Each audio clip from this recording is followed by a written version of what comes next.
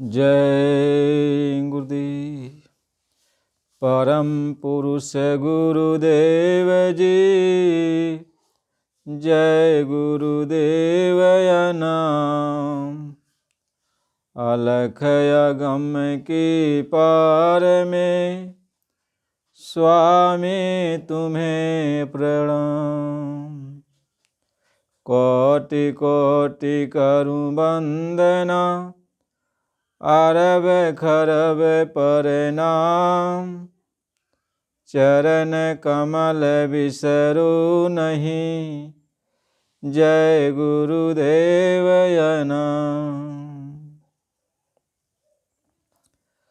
अटक तू क्यों रहा जग में, भटक में क्या मिले भाई।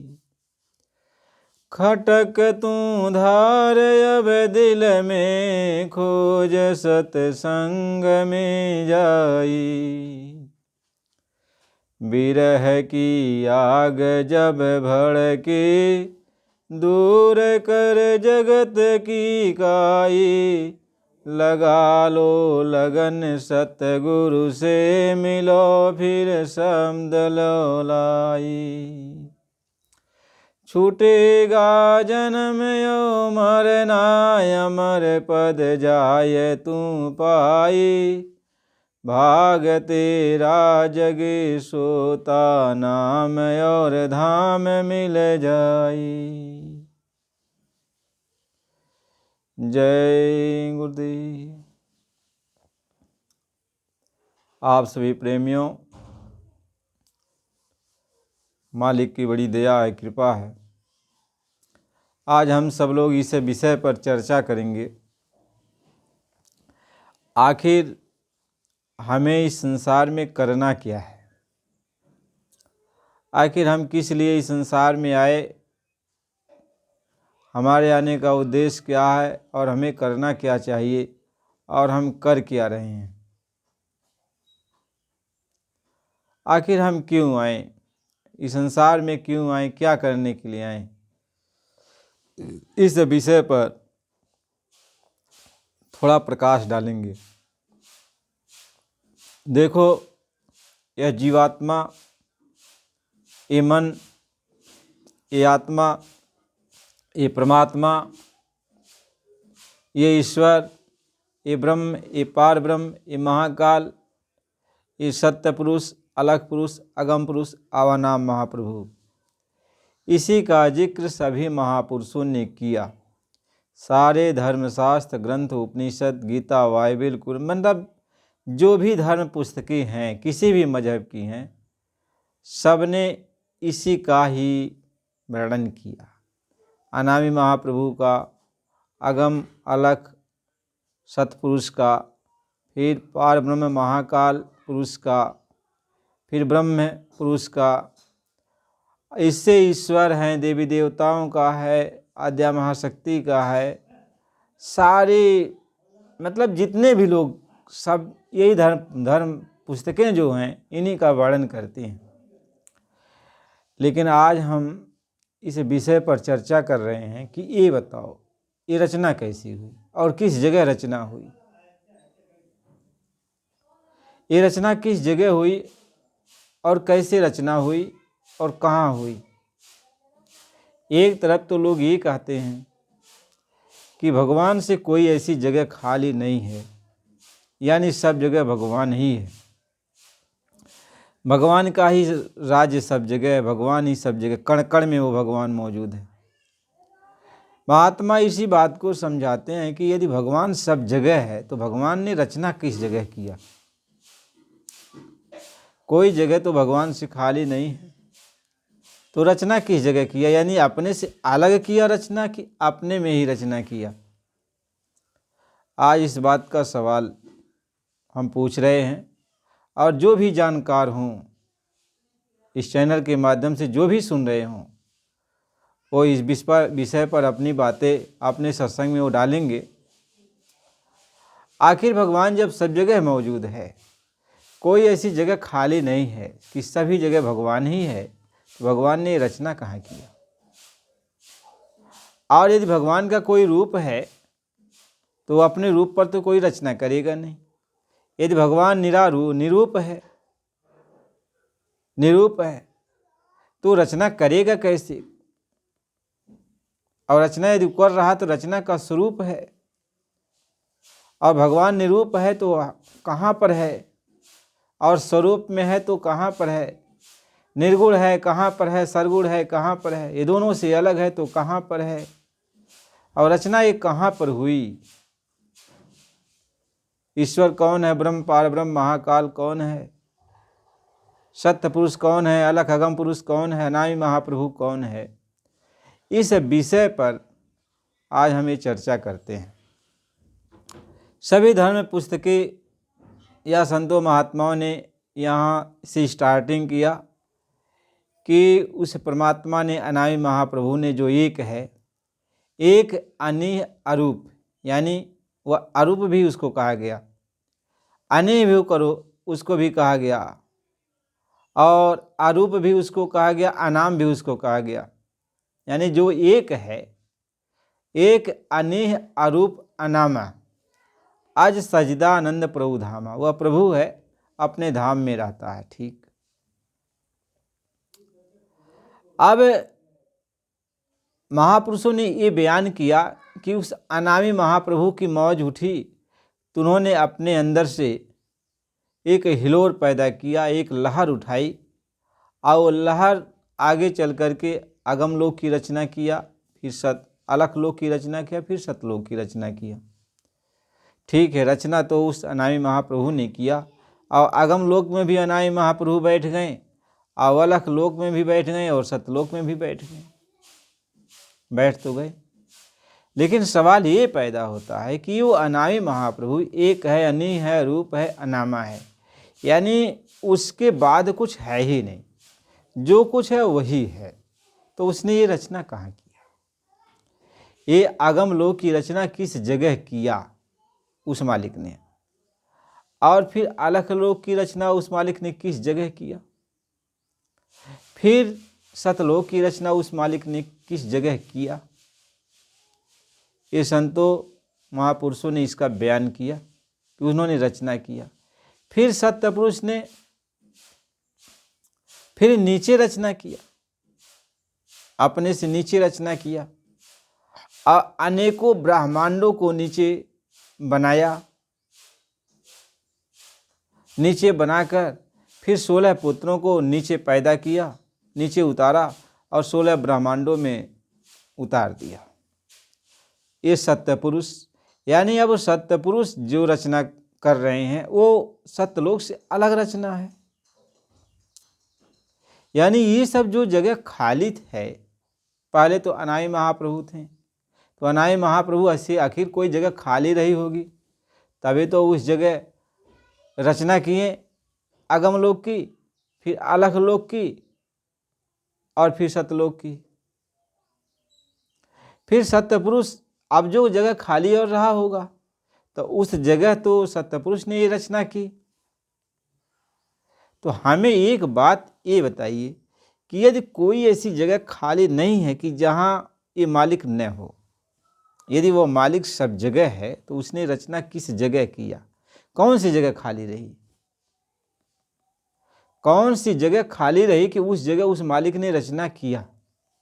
यानी यदि वो कोई जगह खाली रही हो, यदि कोई जगह खाली रही हो तो उस खाली जगह को बनाने वाला कौन?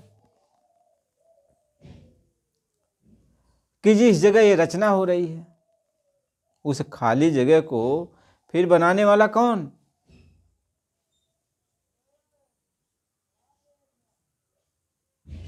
खाली जगह का मालिक कौन? महात्मा इस बात को समझा रहे, हम इसी बात को सबसे पूछना चाहते हैं। और नीचे शास्त्रों वेदों पुराण में वर्णन है कि ईश्वर सब जगह मौजूद है, त्रैलोक, तीनों लोक में ईश्वर मौजूद है, सब जगह ईश्वर मौजूद है, और ईश्वर ने सब जगह रचना कर दिया।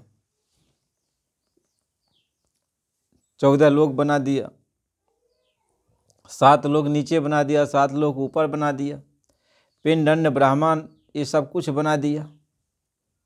देवी देवताओं को इसी में बना दिया, इनका लोक लोकांतर बना दिया। ये सब कुछ ये सब रचना हो गई। नीचे मृतलोक से लेकर के ऊपर के लोकों तक सारी रचना हो गई। तो हम यही शास्त्रों को लिखने वाले, पुराणों को लिखने वाले या संतों महात्माओं की पुस्तक को लिखने वाले या इनका बयान करने वाले से हम ये प्रेम प्यार से इस बात को पूछना चाहते हैं कि आखिर उस कुल मालिक ने, जो सबका मालिक है, जो सबका पिता, हम सारी आत्माओं का जो पिता है, उसने रचना किस जगह किया? आखिर ये सृष्टि की रचना, ये जितनी बड़ी रचना हुई, किस जगह की गई? ये सवाल हमारे दिल में आज से नहीं, बहुत समय से गूंजता है कि आखिर उस भगवान ने रचना किस जगह किया। या तो सब जगह मालिक है तो मालिक अपने ही अंदर रचना किया, यदि मालिक सब जगह नहीं है तो उससे भी अलग कोई जगह है, उस जगह रचना किया। तो उस जगह को बनाने वाला कौन? यानी जो जगह खाली थी जहाँ मालिक ने रचना किया, तो उस जगह को बनाने वाला कौन? यानी उसका तो कोई और मालिक होगा। जब महापुरुषों ने, संतों महात्माओं ने कहा कि जब कुछ नहीं था तो ये धरती भी, आसमान भी, सूरज चाँद सितारे, ये सब, फिर स्वर्ग लोक जो बना है, उस सारे के लोग, ये 14 तबक, ईश्वर लोक, ब्रह्म लोक, पार ब्रह्म लोक, महाकाल लोक, ये सब लोग सतपुरुष में, सतलोक में समाये थे। और सतलोक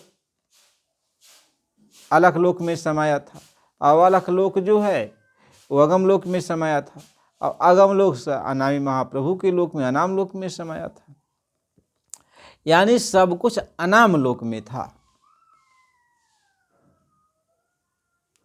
ये सब कुछ अनाम लोक में था। ये यानी कोई ऐसी रचना यहाँ पे नहीं है कि जो अनाम लोक में न रही हो। सब रचना तो उन्हीं की है,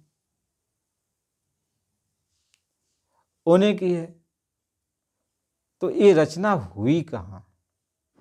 मान लीजिए हमारे ही अंदर, आपके घर में सब कुछ सामान रखा हो, वह सामान आप घर से निकाल रहे हो, तो आखिर किस जगह रखोगे? कोई जगह खाली होगी तभी तो, कोई जगह खाली होगी तभी तो अपने घर का सामान उसके घर में रखोगे।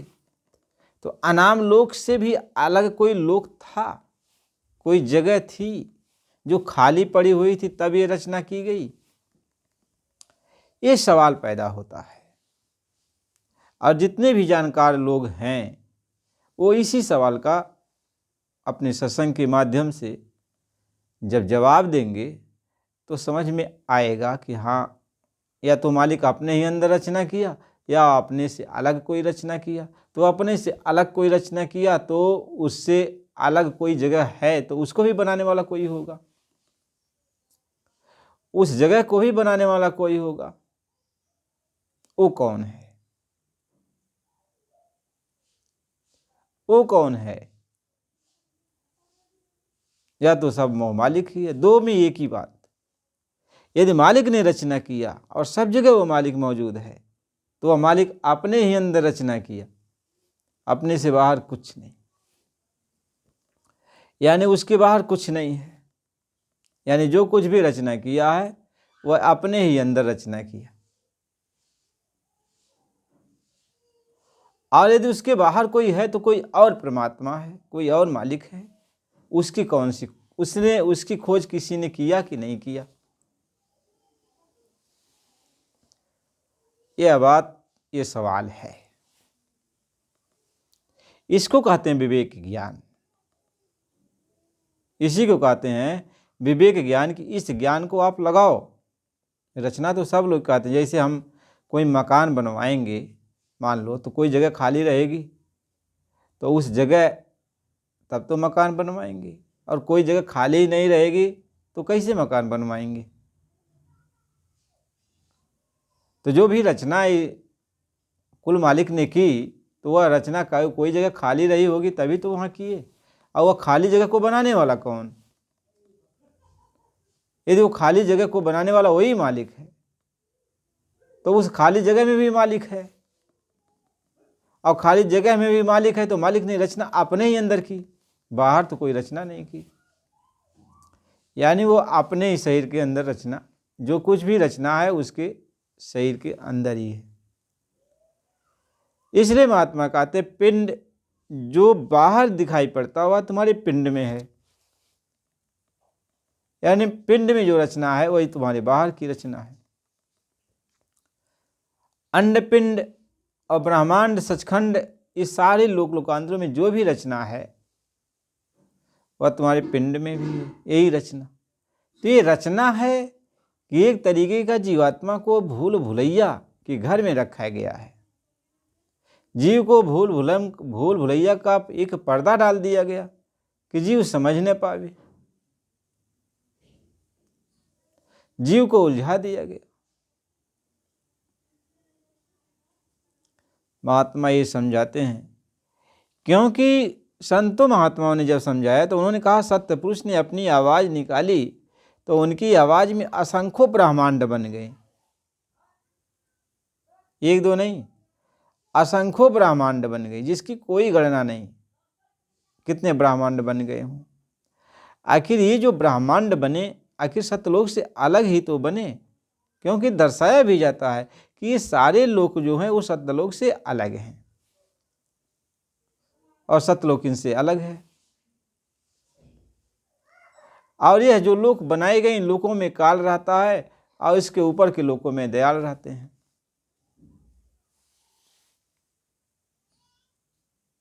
अब वो दयाल देश है वही काल देश है। महात्मा यह समझाते हैं। तो देखो भाई, ये तो हम उन महापुरुषों से पूछ रहे हैं जो इस समय सबको समझा बुझा रहे हैं, सबको अपना विवेक ज्ञान दे रहे हैं, सबको अपना समझा रहे हैं। हम उनसे करवद्ध विनती करके प्रार्थना करते हैं कि यदि आप इस विषय में जानते हैं कि उस कुल मालिक ने ये रचना किस जगह की, अपने से अलग किया, कोई जगह खाली थी कि वो अपने में ही रचना किया, इस बात को आप विस्तार के साथ अपने सत्संग के माध्यम से सुनाइएगा। जय गुरुदेव। गुरु महाराज जी की बड़ी कृपा है, दया है। कहते हैं अटक तू क्यों रहा जग में, भटक में क्या मिले भाई,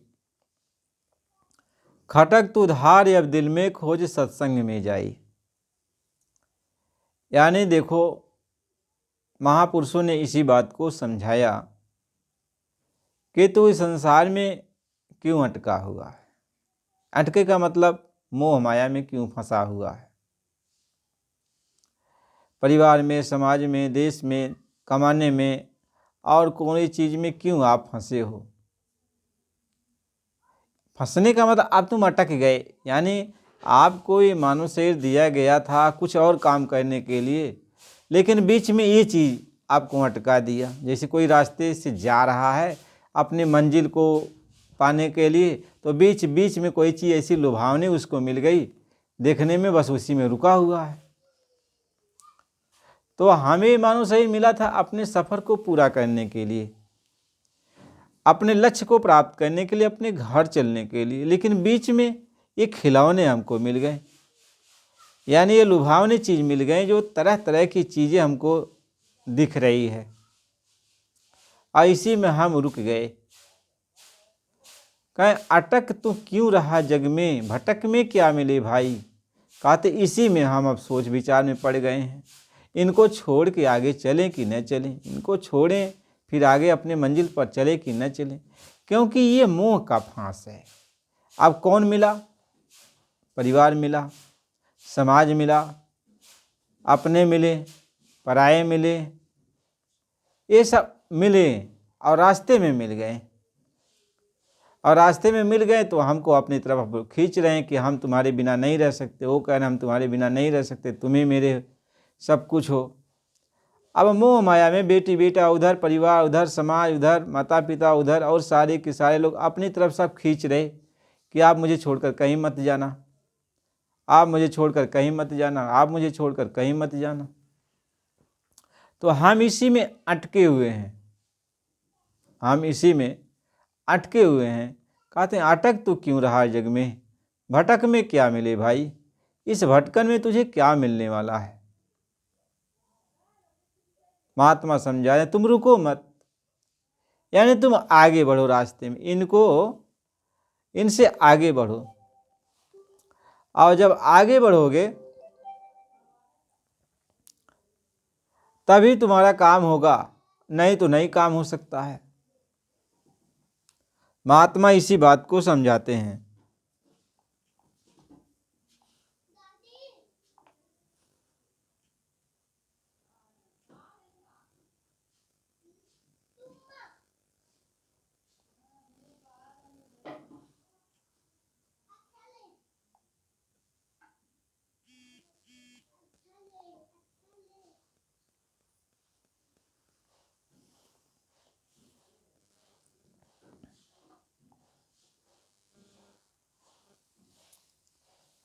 अब हम सब लोग इसी में अटके हुए हैं, और सारे धर्म ग्रंथ, सारे शास्त्र, सारे पुराण, सारे महात्मा जितने भी आए, इसी रास्ते को साफ करने में सभी लगे हुए हैं कि तुम्हारा रास्ता साफ हो जाए। तुम रुको मत, इसमें फंसो मत, आगे बढ़ते चलो, आगे बढ़ते चलो।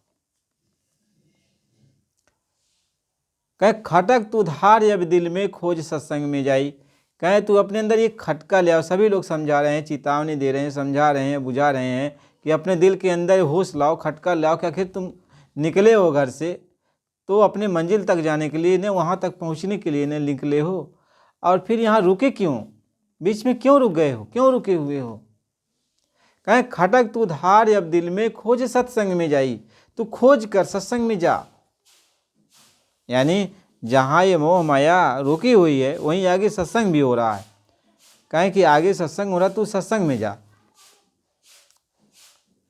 और सत्संग सुन, और सत्संग ही इस मोह माया से तुमको निकालेगा, और सत्संग तुम्हें ज्ञान देगा। तब तुम्हें अपने घर जाने के लिए एक तड़प पैदा होगी कि हमको बड़ा टाइम हो गया, अकाज हो गया, बहुत देर हो गई, और हम अपने घर कैसे पहुँचेंगे। तो एक तरह से आग लग जाएगी, विरह आ जाएगा अंदर में कि अपने मंजिल तक हम पहुँचे नहीं, अब तो साँझ होने वाला है, हम कैसे पहुँचेंगे, रात हो जाएगी, अंधेरा हो जाएगा। तो हम तड़पने लगेंगे और जल्दी जल्दी अपने घर पहुँचने के लिए दौड़ेंगे, कोशिश करेंगे। महात्मा इस चीज़ को समझा रहे कि अटक तो क्यों रहा जग में, भटक में क्या मिले भाई, और खटक तू धार अब दिल में, खोज सत्संग में जाई। सत्संग में जाएगा, होश आ जाएगी, तो होश आ जाएगी तो अपने घर की तरफ चलने के लिए तू दौड़ेगा, क्योंकि अब दिन डूबने वाला, थोड़ी समय बचा हुआ। कहें विरह की आग जब भड़के दूर कर जगत की काई। अब विरह आ गई अंदर कि हमको अपने घर पहुंचने में बड़ा अकाज हो गया, बहुत समय हो गया और थोड़ी समय बचा है, और वैसे रास्ता फिर अंधेरे के आ जाएगा, फिर रास्ता ही नहीं सूझेगा, यानी ये समय पूरा हो जाएगा तो फिर रास्ता ही नहीं मिलेगा, अंधेरा छा जाएगा, सूर्य डूब जाएगा, और फिर अपने घर हम कैसे पहुँचेंगे। तो आत्मा के अंदर एक तरीके का आग लग जाती है कि अब दौड़े हाफी हाफा, कैसे आदमी हाँफते हुए दौड़ते हुए हाँफता है कि जल्दी जल्दी पहुँच जाए, सूर्य डूबने न पाए, रात न होने न पाए। इसी तरीके से तब यह जीव जब सत्संग उसको मिल जाता है, यानी ज्ञान उसको अंदर आ जाता है, तो अपने घर दौड़ने लगता है, पहुँचने लगता है, दौड़ के अपने घर पहुँच जाऊँ, कि ये समय जा रहा है, समय रुकने वाला नहीं है, सूर्य डूबने वाला है, रुकेगा है ये नहीं, और समय से डूब जाएगा और रात हो जाएगी। ऐसे ही समय से यह श्वासों की पूंजी खत्म हो जाएगी और सही छूट जाएगा, फिर अंधेरा छा जाएगा, और फिर हम जो है अपने घर मंजिल पहुंच नहीं पाएंगे। महात्मा इस चीज़ को समझा रहे हैं कि अब तुम्हें क्या करना। कहें विरह की आग जब भड़के दूर कर जगत की काई, लगा लो लगन सदगुरु से मिलो फिर सदलौलाई। कहते हैं तू जल्दी कर, सदगुरु से लगन लगा ले, अब तू अकेले दौड़ कर अपने घर नहीं पहुंच पाएगा। फिर आगे वो समझा रहे कि थोड़ी समय बचा है, इस थोड़ी समय में तू अपने घर दौड़ कर नहीं जा पाएगा, क्योंकि वो मंजिल बहुत दूर है। अपने घर जाने की जो मंजिल है वो बहुत दूर है, नज़दीक नहीं है कि आप तुरंत पहुंच जाओगे, बहुत दूर वो मंजिल है। इसलिए वहीं पर एक पड़ाव और है, कहाँ जहाँ सत्संग होता है वहीं दूसरा पड़ाव है। आगे वो समझाते हैं तुम दौड़ मत, देख यहाँ जा, गुरु के पास जा, गुरु के पास जा। जो तुम्हें सत्संग सुना रहे, जो तुम्हारे अंदर आग पैदा की, अपने घर के होश, उन्हीं के पास दौड़ के जा। कहें अब उनके पास दौड़ कर जा, उनसे उनके चरणों पर गिर पड़ और ये कह कि हमको अपने घर पहुंचा दीजिए। कहें लगा लो लगन सदगुरु से, उनसे लगन लगा ले, उनके चरणों पर गिर, उनसे विनती कर कि हम आपको नहीं छोड़ेंगे, हमको अपने हमारे घर पहुंचा दीजिए, हमको हमारे घर पहुंचा दीजिए।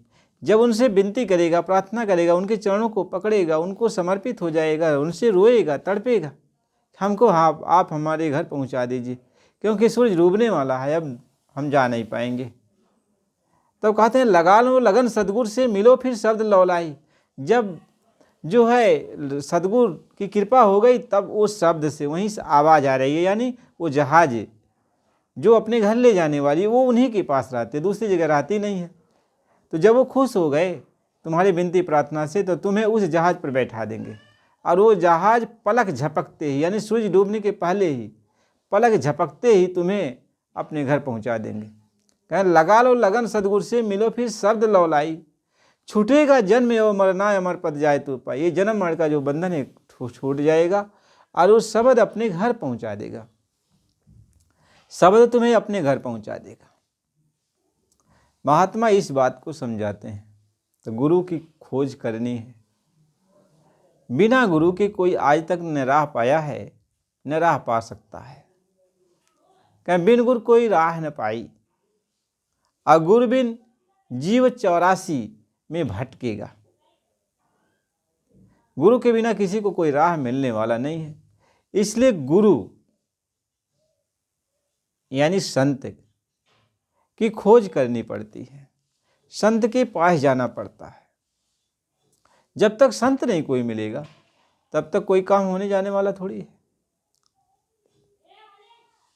इसलिए आप यदि सत्संग को सुनना चाहते हैं, पूरा समझना चाहते हैं, तो इस वीडियो को लाइक कीजिए, सब्सक्राइब कीजिए, ताकि आपको अब जो आंतरिक सत्संग है, अपनी जीवात्मा कैसे जगेगी और कैसे अपने घर पहुंचेगी, अपना घर कितनी दूर है, वहाँ पहुंचने का कौन सा तौर तरीका है, यह उस कुल मालिक की दया से, कृपा से आपको थोड़े थोड़े शब्दों में, सहज शब्दों में, जो आप समझ जाओ, आपको ये बताया जाएगा।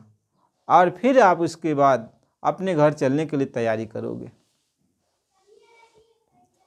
अपने घर चलने की तैयारी करोगे। अपने घर चलने की जब तक आप तैयारी नहीं करोगे, तब तक कोई काम होने वाला नहीं है। अपने घर चलने की तैयारी करो, क्योंकि बोझा तो आपने ही अपने ऊपर लाद रखा है। आइए बताओ, तुम्हारे ऊपर कोई बोझा है, लदा हुआ है, तो बोझा कैसे उतरेगा? कौन उतारेगा तुमको बोझा? तुम्हारा इतना बड़ा हमदर्दी यहाँ कौन है बताओ? तुम्हारे ऊपर जो बोझा लद गया है, कर्मों का इतना बड़ा बोझ लद गया है, पाप पुण्य कर्मों का, अच्छे बुरे कर्मों का, ये जो बोझ लदा हुआ है, ये बताओ इसको उतारेगा कौन? कौन तुम्हारा इस बोझ को उतारेगा? और जब तक ये बोझ उतरेगा नहीं, तू जा नहीं पाएगा, क्योंकि ये परदेश है। परदेश में इस राजा का हुक्म हो गया कि तुम अपने देश जाओ, लेकिन एक सूत भी कपड़ा यहाँ से नहीं लेके जा सकते। एकदम तुम खाली शरीर को लेके जाओ, सारे कपड़े उतारो और एक लंगोटी बांध कर यहाँ से जाओ। तो यहाँ सारे कपड़े उतार दिए जाते, सिर्फ एक लंगोटी, कहते एक लंगोटी बांध दिया जाता है। अब यही लंगोटी तुम पहन के जाओ,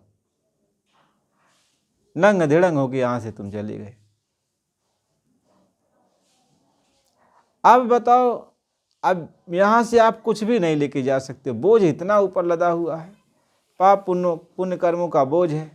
अब इसी बोझ से तुम दबे जा रहे हो, तुम्हारे बोझ को उतारने वाला कोई नहीं। कौन उतारेगा? समझाने के लिए तो सब कोई है, सब कोई समझाते हैं, बुझाते हैं, हर तरह से ज्ञान देते हैं, लेकिन कहो मेरे कर्मों का बोझ आप ले लो, तो कौन लेने वाला? तुम्हारे कर्मों का बोझ तुम्हारे माता पिता ही तो ले सकते, तुम्हारे अपने कोई खास ही तो ले सकते, लेकिन यहाँ के माता पिता वहाँ तक जा ही नहीं सकते हैं। तो बोझ तो ये ले सकते थे, यहाँ के माता पिता जो जन्मदाता हैं, लेकिन वो जा नहीं सकते। यहाँ के माता पिता, न यहाँ के भाई बंधु, न यहाँ के और जो अपने सगे संबंधी हैं, ये चाहते यदि इनके सामने तुम्हें कोई परेशानी पड़ती तो ये वास्तव में आपका बोझ लेते, आपको इस मार से बचाते। लेकिन ये बेचारे वहाँ जा ही नहीं सकते, न बाप जा सकता, न माँ जा सकती, न भाई जा सकते, न कोई जा सकता। यहाँ का कोई सगा संबंधी जो आपका कितना हमदर्दी, वो वहाँ जा ही नहीं पाएगा, पहले ही रोक दिया जाता, नहीं ये सब कोई नहीं वहाँ जाएंगे, कोई नहीं जाएंगे। अब कोई जा भी नहीं सकता, अब वहाँ तो कोई जा भी नहीं सकता, तुम्हारा बोझ उतारेगा कौन? और उसी बोझ के कारण तुम दबे जाओगे और तुम्हारे पर कर्मों की इतनी बड़ी सजा दी जा रही है, यह बोझ तुम्हारा उतारेगा कौन? और जब तक बोझ नहीं उतरेगा तुम हल्के होकर अपने घर कैसे जाओगे? अब यह बोझ तुम्हें अपने ही ढोना पड़ रहा, उसी बोझ के नीचे तुम दबे जा रहे हो, दबे जा रहे हो। अपने घर जाना है ना, तो बोझ तो उतारने वाला कोई होना चाहिए ना। तो यहाँ के परिवार समाज कोई भी इस बोझ को उतार नहीं पाएगा, उतार नहीं पाएगा। कोई ये नहीं है कि दुश्मनी हमसे कर रहे हैं कि हम उतार नहीं पाएंगे, नहीं, वो बेचारे उतार ही नहीं सकते, क्योंकि आत्मा जिस जगह पर है और जिस जगह ये बोझ जमा हुआ है, यहाँ से कोई नहीं जा सकता। न उनका बोझ आप उतार सकते हो, न आपका बोझ वो उतार सकते हैं। अब जहाँ हमारा बोझ लदा हुआ है, जहाँ पे हमारी आत्मा बैठी है, वहाँ यदि कोई रहता हो, वहाँ यदि कोई रहता हो, उससे हमारी मित्रता हो जाती हो, वह हमारा कोई हमदर्दी बन जाता हो, तो वो चाहे हमारे बोझ को उतार सकता है, और तीसरा कोई नहीं, और तीसरा कोई नहीं उस बोझ को उतार सकता है। तो महात्मा यही समझाते हैं, अब उसको साथी बनाओ जो यहाँ तुम्हारी, जैसे माता पिता तुम्हारी यहाँ मदद करते हैं, परिवार समाज तुम्हारी यहाँ मदद करता है, तो यहाँ भी वह तुम्हारी मदद करे। और जहाँ पर ये बोझ लदा हुआ है, आत्मा जिस बोझ से दबी जा रही है, वहाँ पर भी जा करके वह तुम्हारी मदद करे।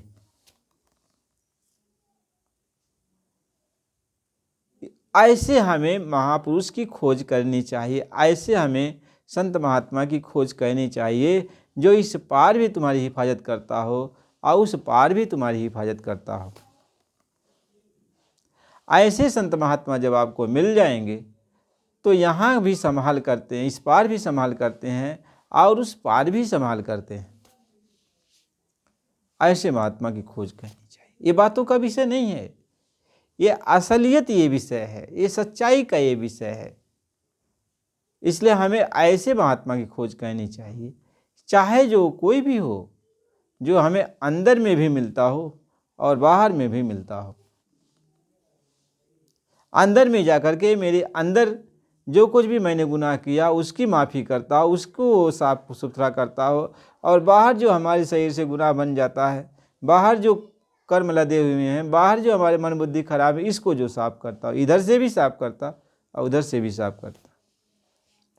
इसलिए गुरु कुम्हार शीश कुंभ है और गढ़ गढ़ काढ़े खूट, अंतर हाथ सहारा दे बाहर बाहे चूट। कहते गुरु कुम्हार है और शिष्य एक घड़ा है। अब चक्की पर जब शिष्य को चढ़ा दिया गया, अब उस पर वो गुरु कुम्हार बन करके उसको अब घड़े के रूप में उस शिष्य को जो है साफ सुथरा कर रहा है। तो उसके अंदर भी जा कर के अंदर अपना हाथ लगाया हुआ है और बाहर से भी हाथ लगाया है। बाहर से जो भी रोड़ा है उसको निकाल रहा है, अंदर से सहारा दे रहा है कि अंदर में जो चीज़ भी कुछ है उसको भी निकाल दिया जाए। अंदर भी और दोनों तरफ से संभाला हुआ है कि फूटने न पाए गगरी, यानी संभालता भी, बाहर से भी संभालता और अंदर से भी संभालता। ऐसे गुरु की खोज करनी बहुत ही जरूरी है। तो प्रेमी भाई बहनों, चैनल को लाइक और सब्सक्राइब कीजिए। यदि आपको ये पूरा वीडियो देखना है, अंदर बाहर के पूरे सत्संग को समझना है, आत्मा परमात्मा की गति मति को समझना है, तो आप बराबर इस चैनल के माध्यम से इस सत्संग को जरूर सुनिए और इसको लाइक और सब्सक्राइब कीजिए। जय गुरुदेव।